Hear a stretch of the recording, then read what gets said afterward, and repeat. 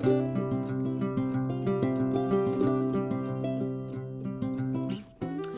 there, I'm Cheryl. I'll be running you through this class today.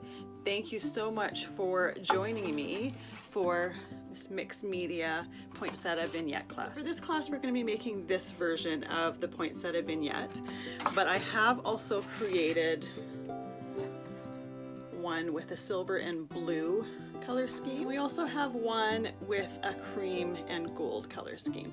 So you can choose which version of this you are going to make. All of the supplies used for each version is listed in the supply list that's included with the class.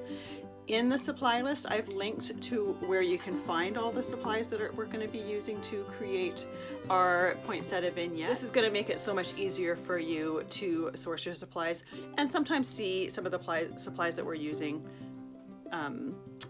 to see if you happen to have something that's similar. The class is set up in different segments. So before we actually create the whole vignette, we're going to make all the little bits and pieces. So when we go to assemble the whole thing, we got all the components ready, assembled, ready to go, and it's going to make it quick and easy at that. This vignette is perfect for if you want some holiday decor or to give as a gift to your family and friends.